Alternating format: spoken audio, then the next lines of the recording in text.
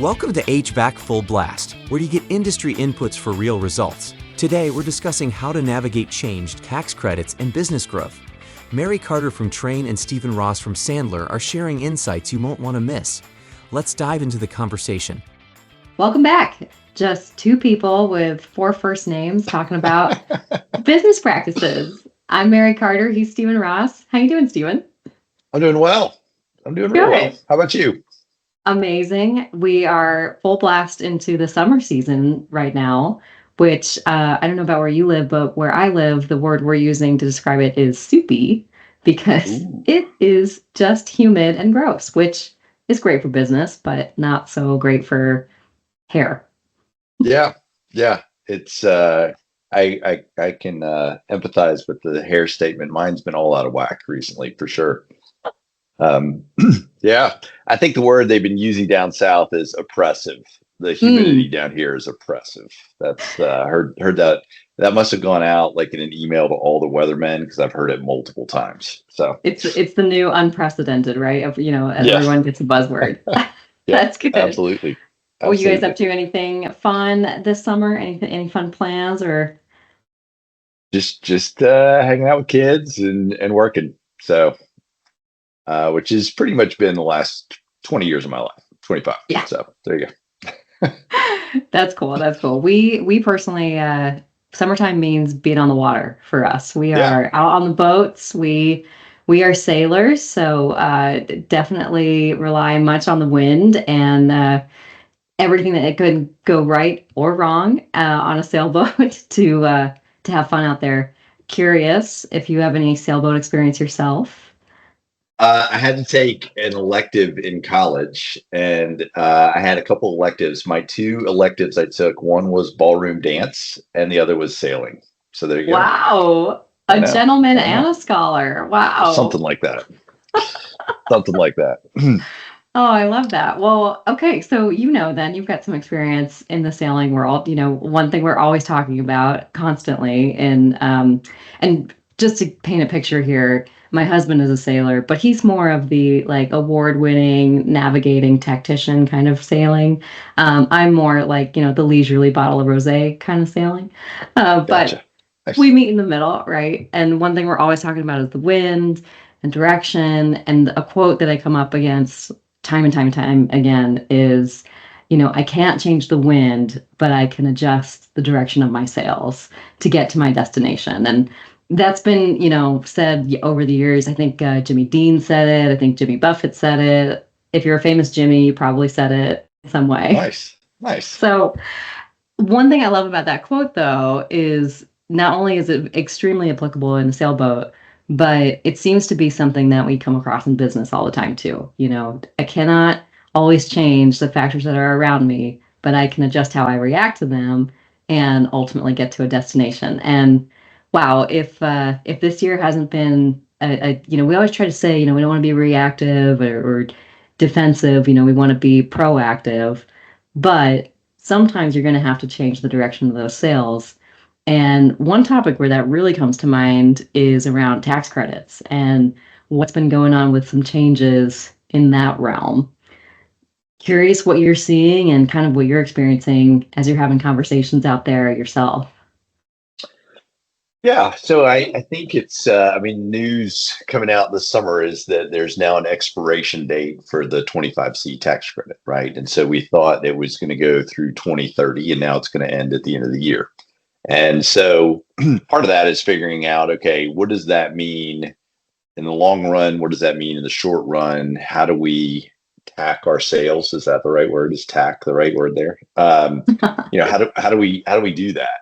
Or should we? Or do we just full steam ahead? That maybe is the other option. I think it's been an interesting year. I had some really good conversations yesterday with two different dealers of various size, pretty large companies. And so large companies tend to be a little bit more stable. They have fewer swings up and down, right? They've got pretty well established marketing budgets. They kind of know how much they need to spend on marketing to get the number of leads they need and so on. And so those companies don't typically see some big swings. But in one case, one company, pretty large company, was down 1,000 leads year over year. And they Wow. were going, wow, like, I mean, our marketing is basically the same as it was last year, but the market has shifted. We didn't shift with it. And we're seeing that the result of that in that we have just much fewer leads. And then another pretty good sized company as well said, hey, same number of leads, our closing ratio is down 15%. I mean, Wow. they dropped from mid 50s to about 40% closing ratio. And and some of that is maybe price increases and so on, but like everybody's got price increases. So it's not them, they're not arbitrarily raising their prices relative to the market. And so, part of that is that indication of consumer confidence? Like, is it, are people spending more on repairs and less on replacement? What's going on there? So, What's to your point interesting though about is, headwinds. Yeah. yeah, but even just to catch you there, like the leads, the guy that's down on leads, that's not really indicative of repair replacement. That's not even indicative of, refrigerant shortages and changes in the market. Like, what consumer is like, I'm not calling air conditioning people right now because I know they're having a tough time getting canisters. Like, that doesn't go into a homeowner's process when they reach out to you. So that really says, like, there's something else going on in the way that they're reaching out to those dealers. Very intriguing. Yeah, and it's interesting because we actually had having a dinner with a group of dealers, and so it's interesting to hear that no two dealers were having the same issue. So it was hard to say, oh, this is what the economy is doing across the country. I think it felt a little bit like the ocean, right? To go back to that, where some guys are kind of riding the upswell, and some guys are going down, and like trying to figure it all out. So interesting kind of time to own a heating and air company or be in sales and heating and air, trying to figure out which wave to ride.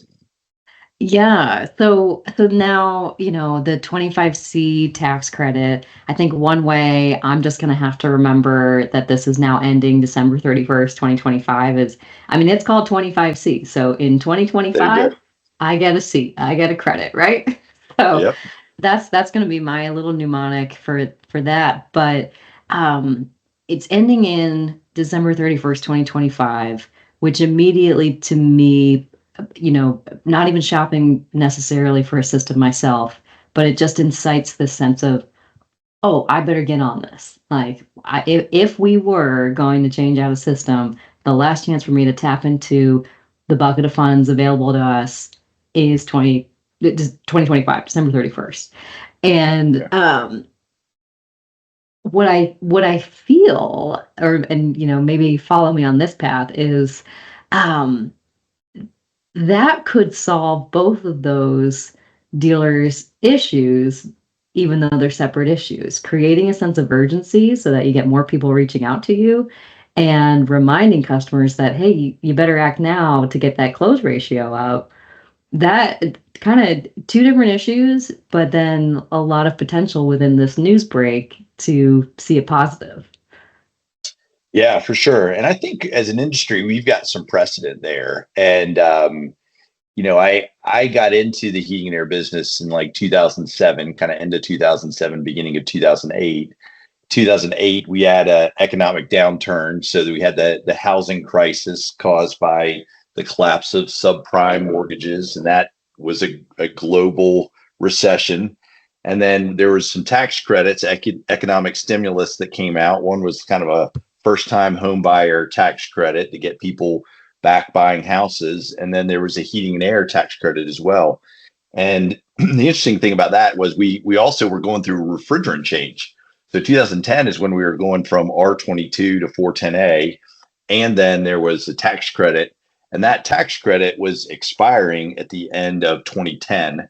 And it later got renewed, but it got renewed for a much lower amount for 2011 and 2012. So it just was a flat $1,500 tax credit. But we saw a pretty good surge in Q3 and Q4 that year as an industry. And then I personally saw it as well, just because people knew, hey, that tax credit's ending.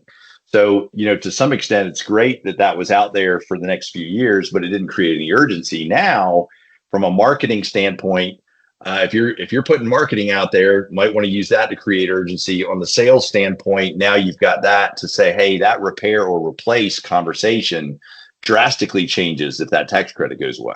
So I think we got some precedent as an industry to say probably going to have a pretty good Q4.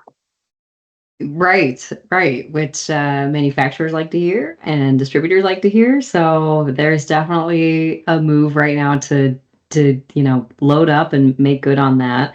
And then as you're thinking about the kind of systems that qualify for what's going to hit into that credit, there's a plethora of options out there, but obviously leveraging some of that heat pump technology and really looking at the brands that cover the widest breadth is going to only add to your advantage out there, when you're presenting solutions to homeowners. So lots to consider, but not necessarily all negatives. Yeah, I think, and I mean, I specifically remember the December 2010.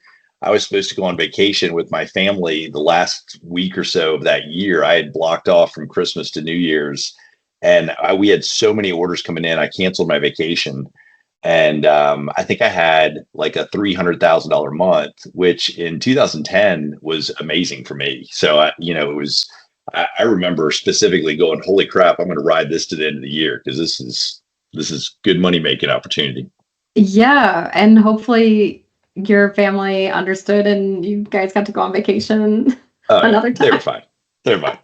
Yeah. Yeah, they were like, "Wow, that's rich." So yeah.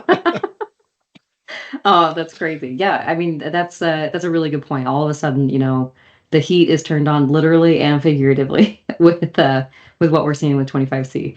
Um, Talk to me too about what you've seen with how dealers are stacking benefits. That's one thing I think that it's so easy to get kind of go down the tunnel of one benefit, but how have you seen tax credits be leveraged against other competitive ways of enticing homeowners to say yes? Yeah. Well, I think, one of the interesting things is, just kind of looking at like best practices, like what the dealers out there who are absolutely crushing it. What are some of the things that they do? And I learned this from a dealer a few years ago. I don't necessarily come up with great ideas on my own, but wow, when I see a great idea, I've been able to execute on a few of them. And this was one that a dealer that I knew in a state over from me shared with me, but they were always pretty slow in September every year. And so they would have this big rush through the summer. It would just completely drop off in September. And then it would pick back up a little bit in October. And then November, if it got cold, hey, they'd be back in business. And so they were really trying to figure out, how do we weather this trough that just, we make all this money in the summer, and then we have a month where we're in the red right after the end of the summer, and it just kind of takes the wind out of our sails. And so what they did was they said, hey, we're going to run a promotion, like our internal company promotion, $500 off or $1,000 off only during that month. And then they would obviously stack that with, hey, here's the manufacturer rebates that are coming during that period, and here's the tax credit that would come during that period. And so they're able to lump that up, and it gave their salespeople or inside sales, if inside sales is following up on what the outside salespeople are doing, but it gave them some opportunity for some of those people who were on that repair or replace fence, or they just decided to postpone the decision. They kind of were able to go to those folks and say, hey, maybe you don't want to buy a new system now, but you definitely are going to want to do it before the end of the year. And we're going to run a promotion during the month of September, because if they know, hey, December, we're going to get slammed no matter what. We're going to make a ton of money in December. That's not the problem. The problem is September. So they bundled all these promotions together. They took those people who maybe had even done a small repair earlier in the year, marketed to them, follow-up phone calls, and so on. And they had their September pre-sold months in advance, where they knew, hey, we've got 5 installs a day the entire month of September. And they knew that by the end of June. So it allowed them to order equipment ahead of time in bulk. It allowed them to plan for install crews and so on. And so like that concept of stacking, it's not just one guy sitting at the kitchen table saying that to the homeowner. It's a business concept where you go, man, can we use this to drive behavior and then really drive some margins for us and make sure we stay out of the red in a month. So it's a great strategy to use, especially in those months where you're slow. I love that. That's so smart, incredibly sophisticated. I'm also thinking about, any kind of Link customers or smart connected home customers, right? Where you've got the capability right now at your fingertips to see what kind of issues could be coming up, right? Those systems are really good at anticipating what is about to go wrong. And what if you could proactively with, a little bit of stacking and a little bit of pre-work, and then, like you said, build it up into promotional months where you're not going to be slammed anyway. That just seems like a really great opportunity. I know it's busy in the moment right now, but just a little bit of time on what that could look like in like a September, October. That's that to me feels like something I'd be doing right away. Yeah, I think the disappointing phone calls or the sad phone calls are when somebody picks up the phone and calls me and they're like, "Hey, we don't have any appointments today, or we're having a really bad month. What do we do?" And the answer is, well, I mean, there's things you can do, but it probably none of them are going to dig you out of the hole you're in immediately, right? Like there's a great Chinese proverb: the best time to plant a tree was 20 years ago. The second best time to plant a tree is right now. So I mean, when somebody calls and says, "Hey, we're slow, what can we do?" There's things you can do right now, but a lot of times the payoff is down the road. And Yeah. this is one of those things where if you're sitting here going, "Hey, I probably am going to have a slow month coming up in the next 3 or 4 months," just a little bit of proactivity right now to pre-plan for that slow month, boy, that can really pay off. I mean, I think the old adage when I first got into business was, you're going to lose money 4 months out of the year. You're going to make money 4 months out of the year. You're going to break even 4 months out of the year. You just hope at the end of the year that you made more than you lost. But I think if you can take those months where you're losing money and just go, "Hey, we're not going to lose. We're going to break even. We're not going to make a lot of money, but we'll break even." Well, then all of a sudden, the months that you make money, now you can bank it. Now you can use that money for growth and reinvest it and put it into advertising and so on. So half the game is taking advantage of when it's hot and cold and we can really sell. The other half of the game is shoring up your slow months to make sure you're not bleeding out everything that you fought hard to gain. Yeah, that's that's uh that's the key to success, right? Otherwise, you're really just kind of gambling with house money all the time, right? Yeah. And Yeah. that's not comfortable. Yeah. So I think, Well, I mean, it's, 25C it's going to still be a game changer for the dealers that take advantage of it. I mean, I think that's the reality of it. Through the end of the year, it's going to become more and more important. It's going to drive, there's going to be more and more people that'll get out there and hear about it. I mean, just, I'll give you some examples. I worked for a really small heating and air company when I first got into heating and air, and we didn't have a big marketing budget. And I had just signed up for Sandler training as a client. And so I had a sales coach kind of mentoring me. And, he was kind of hitting me hard on prospecting. He's like, "Well, you got to get out there and drum up business. If you can't just sit around and say, 'I don't have any leads,' you got to go create leads." And I was like, "Well, it's really hard to predict, like, who's going to need a new air conditioner this week, right? Like, I don't know. I mean, how do you prospect?" And so we put together a game plan. And one of the pieces of that prospecting game plan was focused around tax credits.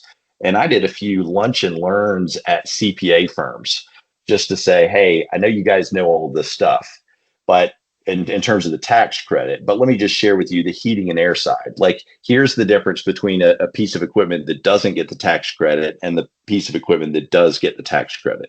So what's the difference from a heating and air side? Well, the ones that get the tax credit, they're more energy efficient, they're quieter, they circulate air better, they remove more humidity, they're so just a little bit of kind of lunch and learn, not expecting any of the CPAs to turn around and buy anything, but they're in a position to say to their high net worth clients who are tax planning before the end of the year, "Hey, if you need a new heating and air system in the next 2 or 3 years, buy it now." And that was a huge payoff for me. I mean, I think I probably spent $75 buying some sandwiches, bringing them in, small CPA firm. I did that 3 or 4 times. So maybe I had $300 out of pocket invested in that. And I'll bet you I sold $100,000 just off leads from CPAs. So, just small little things that you could do between now and the end of the year to really kind of drive home, hey, this is going away, your clients want to know about it because it could be a big difference. I love that idea. And what what an interesting lunch and learn to attend. And I've got some friends that are in the CPA world and like the real estate world. Like, who doesn't know a real estate agent, right? Like, everybody's got a friend that's a financial planner. I bet you could drum up a good little contact list of people that you could just go into. And I don't know, that might actually hold some attention, right? Like, to say, hey, I know I'm a heating and air guy, but I got some information that touches your world too. I think that's really cool. Yeah, and it's, every now and then it's a little intimidating because sometimes you get a question where they're like, well, and I was very very capable of playing dumb, where I go, look, guys, I don't know. I mean, you're the CPAs. I'm just the heating and air guy. So if the question's about heating and air, I can tell you how it works. If the question's related to tax credits, and so sometimes somebody in the room would ask a question, I would say, I don't know. And then somebody else in the room would pipe up and answer it. So it really was a good conversation for sure. And it wasn't bad that I didn't know the answers. I mean, if they're CPAs and they don't know the answers, how can they expect me to know? So it really, I got a thick skin, but it helped me toughen up too a little bit, just being comfortable saying, I don't know, I'm a heating and air guy. So Yeah. Oh, I think that's it pays, just like doing some of that pre-work, to get the payoffs in later months. Being a little bit more creative and thinking of a different way about going at people. And at the end of the day, you say maybe the CPA isn't necessarily buying a system, but they're homeowners too, right? Or living somewhere. So you never know. You never know who you're going to be in the room with, and you can pull a lead from that experience, right? I mean, that's a really different approach and a different audience that I didn't even think of to maybe explore a little bit about this learning with. And what better time than now, right? Just get on in there and burn a little lunch, like you said, like $75-100, and you get a whole new book of referrals, right? Yeah.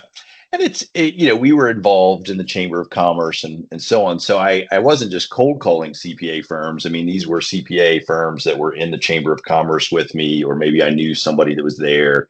And that, and it's a great time of year to do a lunch and learn. I mean, obviously, in April, they're so busy doing people's taxes and so on. They're not coming to a lunch and learn, but kind of Q3, beginning of Q4, before they get real busy, they're absolutely going to show up.